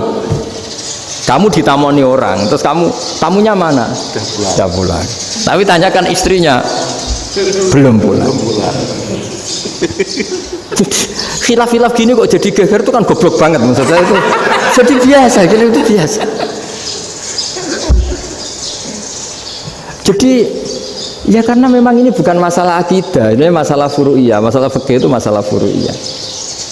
Mau tidak mau harus beda. Misalnya di sholat juga gitu.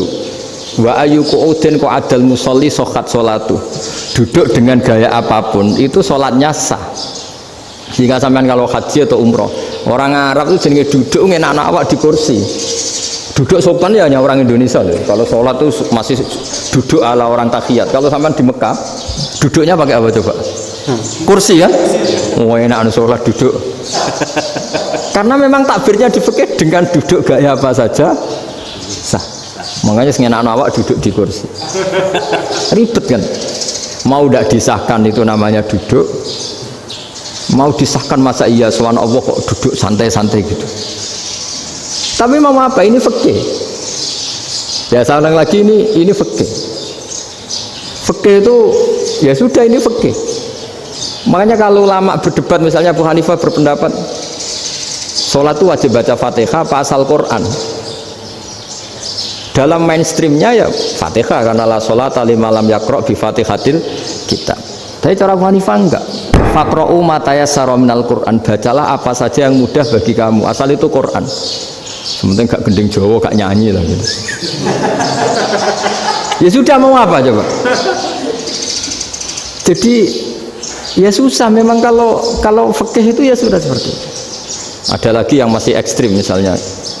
Yang namanya menyembelih hewan itu gimana coba? Dari hidup ke mati, apa pasti mati disembelih? Cara mazhab Imam Syafi'i yang namanya menyembelih itu penyembelian harus menjadi sebab kematian. Itu yang sah. Karena lagi penyembelian menjadi sebab kematian yang syar'i.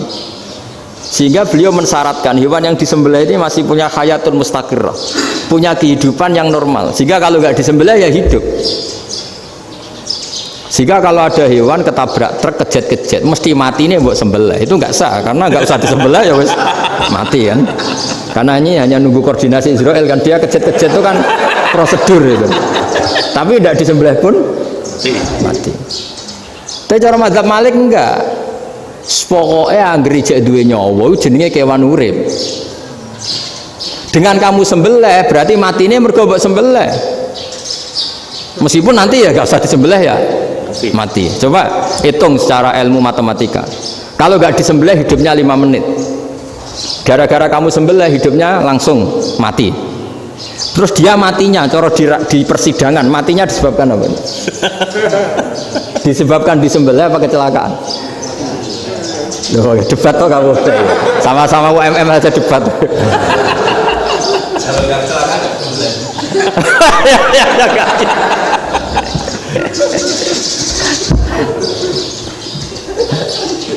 Loh, saya pernah masalah ngalami nyata itu. Saya jalan-jalan sama anak saya pakai motor. Sampai di jalan raya gitu ada ayam jago ketabrak mobil, kejet-kejet. Orangnya tanya, "Gus, ini halal atau ora?" Wis kanggo kon halal lah. Suatu saat dia nggak terima kan, tanya, "Kenapa, Gus?" "Ya nak kiai ra pantes, mosok kewan mesti mati nek tak sembelih, nak ra kiai pantes." Kata. Karena aku tahu kamu tuh gak kiai, mesti motifnya itu mergo jago, jajal cilik gak tak kokno. Ada kan ayam itu bayi kan gak ditanyakan, kejet-kejet mati rak lah, wong cilik wae. Tapi masalahnya ini kan jago, eman itu. Tapi secara fikih pertanyaannya tadi, hewan yang sudah tidak punya hayatun mustaqirrah, dia hanya punya al hayat al ittiroriyah, dia punya harokah ittiroriyah, dia mati kejet-kejet, memang prosedur mati harus seperti itu. Mbok kecelakaan kayak apa, kalau mati kan kejet-kejet dulu. Nah ketika kejet-kejet ini pertanyaannya ini kan hidup apa mati namanya? Enggak, namanya hidup apa mati? Pas kejet-kejet itu hidup.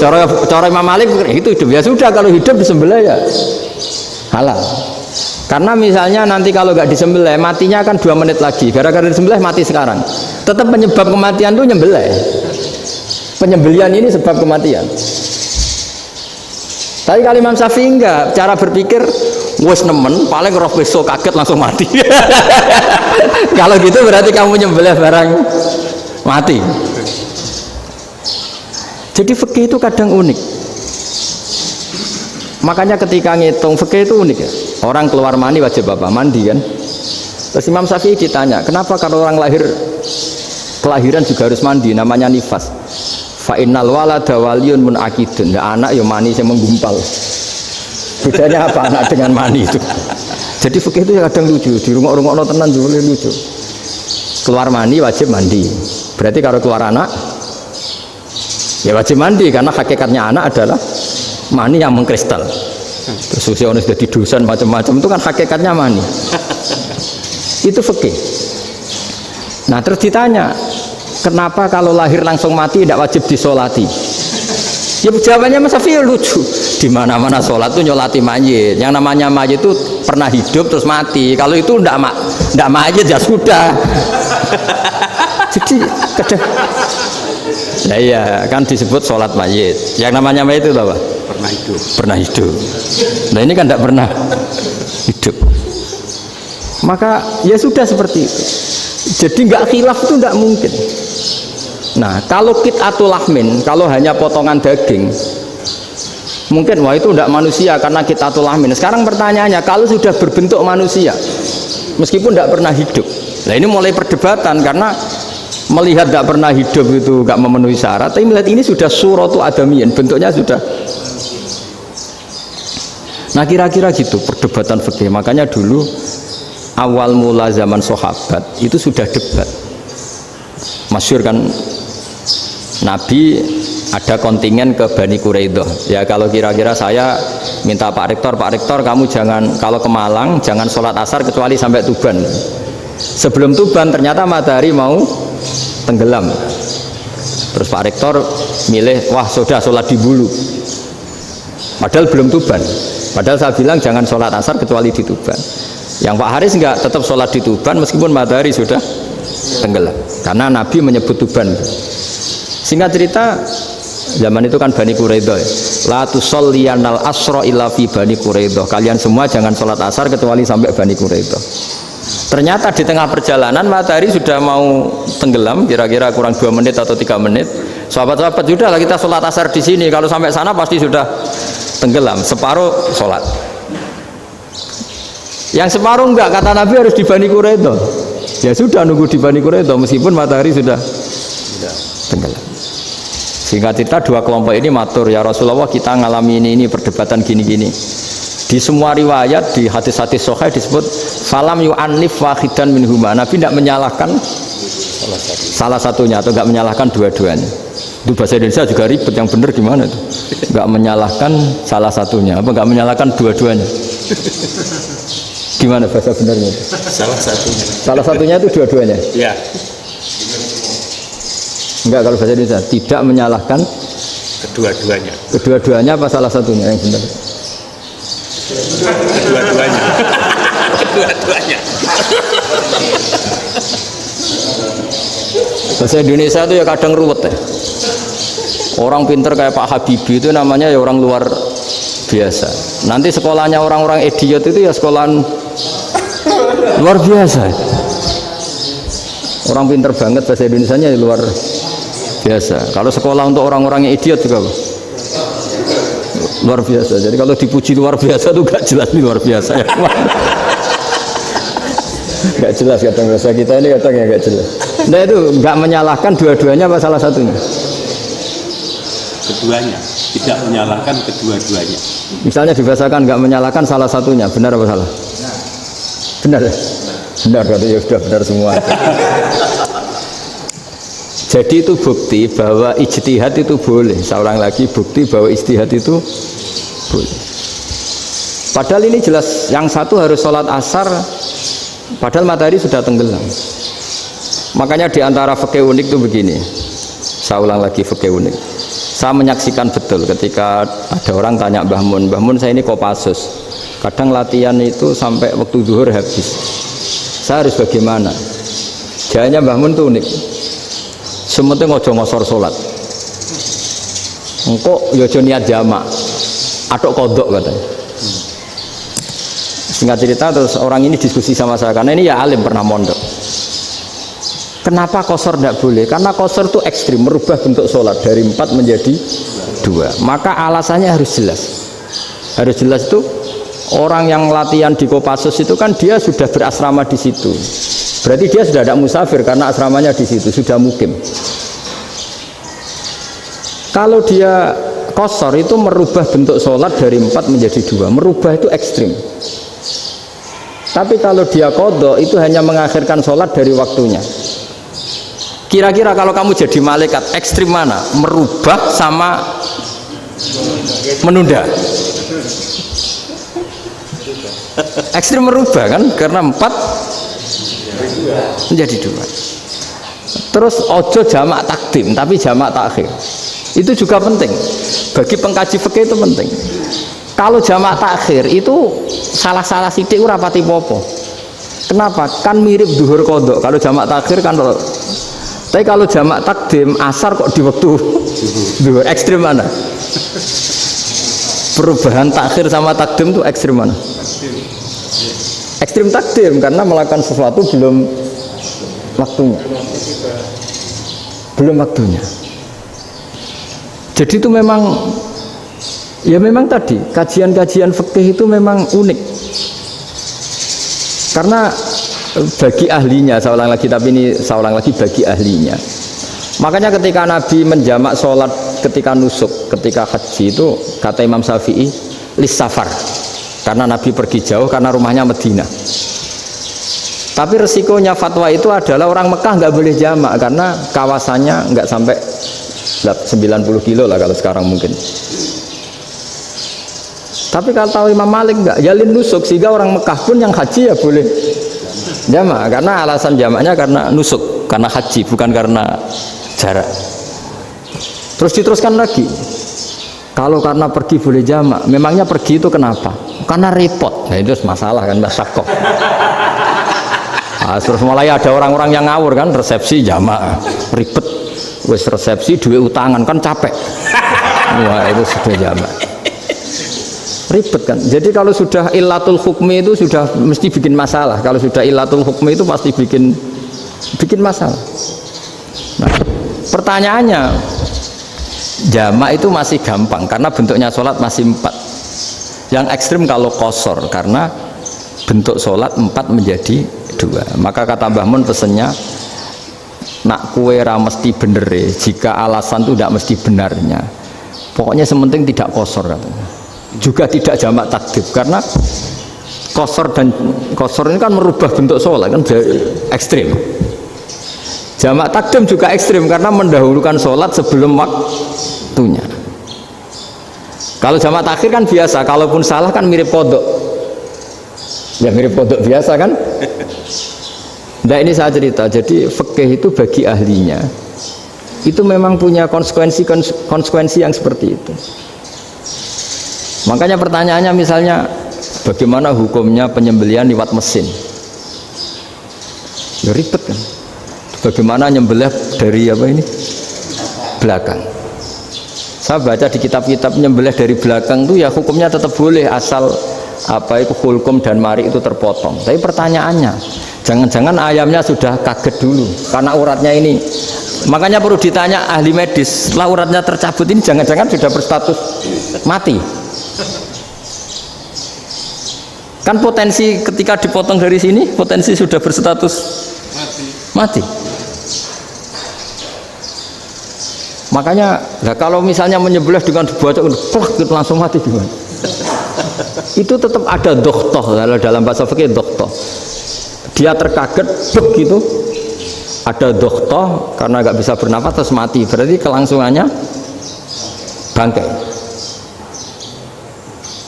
Jadi orang yang pengkaji fikih itu ya seperti itu, memang itu yang ditekuni.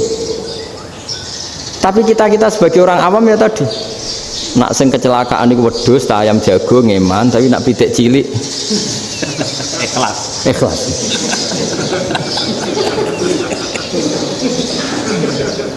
Makanya ada pertanyaan orang-orang, saya pernah ditanya itu ya bingung kan, Gus, kalau ada orang mati oplosan misalnya, jenengan datang sholat enggak? Ya datang sholat kan, dia orang mukmin, saya tetap sholat. Kenapa? Ya kan matinya oplosan. Tapi andaikan tokoh yang mati, kamu sholat enggak? Ya sholat kan dia tokoh. Jadi ribet. Fikih itu ribet. Makanya Imam Nawawi nanti ngendikan gini. Ada orang ngundang Nabi, ya Rasulullah, saya mohon nyolati ini. Nabi tanya, punya utang enggak? Punya. Nabi, saya enggak mau nyolati mayit yang punya utang. Terus ada sahabat datang, ya Rasulullah, utang itu tak ambil alih kami. Berarti dia sudah tidak punya utang. Terus Nabi kerso nyolati. Pertanyaannya, utang itu hal yang boleh. Saya ulangi, utang itu hal yang boleh. Tapi kenapa Nabi se-ekstrim itu? Tapi ketika Nabi mau kondur itu ngendikan gini, ini PR bagi UMM, ini PR. Nabi sebelum kondur bilang gini, sallu ala sahibikum. Jong saya tidak nyolati ini, tapi tolong ini disolati. Terus kata Imam Nawawi, dianalogikan atau dikiaskan siapapun pelaku dosa besar atau mati dalam keadaan tidak benar, misalnya pas dugem mati, pas oplosan mati, itu sebaiknya tokoh-tokoh itu enggak nyolati karena nanti dianggap penghormatan. Misalnya ketua PP Muhammadiyah rektor nyolati wong mati oplosan, kan keren. Mati oplosan disolati rektor, ya sudah. Tapi kalau nggak disolati nanti ada tradisi yang keliru, yaitu janazatul muslim tidak ngalami disolati, padahal siapapun yang muslim janazahnya harus disolati. Makanya setengah-tengah ya rasa rektor lah, bu satpam semua itu tetap ada yang sholat gitu. Itu kata Imam Nawawi. Jadi ketika ada orang mati nggak benar, itu sebaiknya tokoh-tokohnya nggak ikut nyolati, tapi awamun nas, orang kebanyakan ikut sholat. Jadi fikih itu agak jelimet karena tadi ketika tokoh ini nyolati, pertanyaannya bedanya apa mbek sing mati ning masjid mbek mati oplosan? Karena sama-sama semua orang nyolati, kan tidak ada sanksi sosial itu. Tapi ketika nggak disolatkan sama sekali, wah lebih parah lagi. Ini ada janazatul muslim tidak disolati. Sehingga kata Imam Nawawi, ini hebatnya Nabi tengah-tengah. Jadi Nabi kundur, jong saya tidak nyolati, tapi sallu ala sahibikum. Ya tapi ini kamu harus nyolati. Terus kata Imam Nawawi, orang yang mati bunuh diri, orang yang mati oplosan, orang mati secara nggak benar itu asal dia muslim tetap wajib disolati, karena sholat ini hakul muslim. Kan seorang muslim diantara haknya apa? Ketika mati dikafani, dimandikan, disolat. Tapi ini masalahnya matinya pas murtakibul kabiroh, pas melakukan dosa besar. Dan itu sebab kematiannya. Kalau dia oplosan, kan sebab matinya ya karena oplosan. Ya kan terus ribet. Mau disolati oleh, apalagi misalnya kita ketua ulama, udah terkenal wali, wah keren, mati oplosan itu disolati wali, kan ribet kan. Nanti yang repot malaikatnya. Itu ya, ini yang nggak kata bahaya. Saya pernah baca kitab itu yang repot malaikatnya. Itu ada yang bilang gini, orang yang punya hutang itu pasti nanti hisabnya berat, diaudit malaikat sampai bisa nyaur utangnya. Sementara malaikat kena konstitusi, kalau Nabi mendoakan harus mustajab. Ini kan ada dua hukum yang berlawanan. Sekali Nabi berdoa, wa maghfir lahu warhamhu, itu harus dituruti malaikat. Nggak boleh doanya Nabi nggak dituruti malaikat. Sementara aturan Islam juga harus dituruti, bahwa orang yang punya utang harus tersandra oleh hutangnya. Tapi nasi dunia Pak Haris kan, nggak TNO, nggak ngefek gitu. Jadi misalnya Pak Haris juga sampai nangis semua maghfir lahu, kan nggak ngefek. Malaikat nggak itu, nggak sudah. Sartir.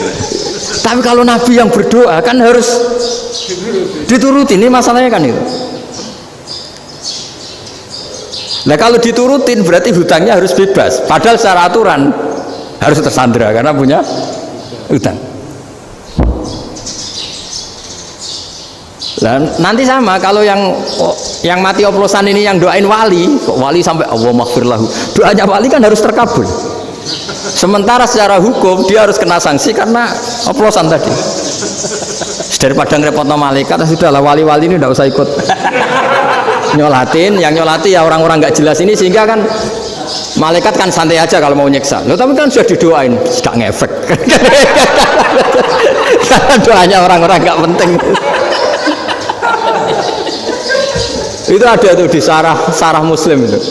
Di sarah Muslim di bab ketika Nabi ngintikan babu qauli Rasulullah sallallahu alaihi wasallam, sallu ala sahibikum. Jadi belajar fikih itu asik ya. Karena tadi harus dipelajari. Kalau enggak, ilmu ini hilang. Terus nanti takutnya lagi ilmu fikih itu direduksi sosial. Terus misalnya gini, pepe wong cilik wae kiai-kiai ra gelem nyolati. Orang melihatnya ini karena yang oplosan wong cilik om larat ra disolati. Jajal bupati ya disolati, mergo amplopnya gede-gede kan terus ruwet kalau dianalisis gitu kan ruwet. Makanya kenapa saya harus ngomong fikih supaya semuanya itu enggak didudukkan urusan sosial itu. Nah kalau semuanya didudukkan sosial kan sentimennya sentimen sosial. Ribet. Padahal yang sering mati oplosan itu kan ngomong cilik gitu loh, karena tadi kalau wong sugih kan pakai whisky yang mahal yang insya Allah tidak mati kan gitu. Yang mati kan ya mergo Bertos macam-macam itu kan. Artinya ini kalau nggak diterangkan secara fikih, kiai-kiai yang nggak datang dikira masalah sosial kan. PP salam tempel era gede terus nggak datang kan terus jadi ribet. Ya makanya ini lewat pengajian ini supaya sampean lebih tahu ya bahwa khazanah Islam ini kata beberapa ulama kafatal linnas, maknanya semuanya, sehingga Allah akan mentakdirkan kajian Islam akan ada di seluruh dunia. Jadi kenapa IAIN marak di Indonesia, UMM, Universitas NU banyak, karena agama ini kafatal linnas, tidak miliknya orang Arab tapi milik semua. Orang alimnya juga gitu. Ketika ada liga alim seluruh dunia, itu orang Indonesia, orang Afrika, ya selalu ada orang alim yang kelas dunia. Seperti dulu ada Imam Bukhari, itu as-sakhul kutub ba'da kitabillah, kitab terbaik setelah Quran itu Bukhari, padahal dikarang oleh orang Uzbek. Kata siapa? Islam As-Sobyan, orang Arab ngakui kalau kitab paling sahih itu Bukhari. Mekah Madinah pun ngakui kalau kitab paling sahih Bukhari, padahal pengarangnya ada orang Arab. Orang mana? Uzbek. Imam Ghazali yang diakui seluruh dunia itu Atus itu ikut Persia, juga bukan orang Arab. Sibawai, jadi orang Persia. Nah ini yang belum ada orang Malang ini, tinggal PR ini. Ya nyusul ya, ya saya kira demikian. Assalamualaikum warahmatullahi wabarakatuh.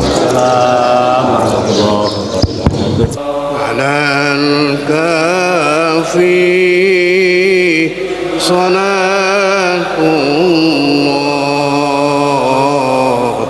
ala الشافي سلام الله بمحيي الدين خلصنا من البلوى يا الله بمحيي الدين خلصنا من البلوى يا الله صلاة الله مولانا على من بالهدى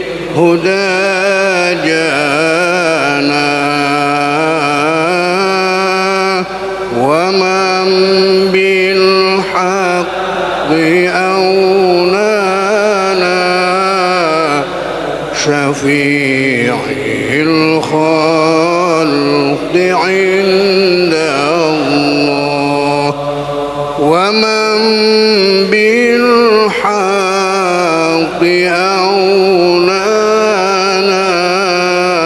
أولانا شفيع الخلق عند الله على الكافي صلاة الله على الشافي سلام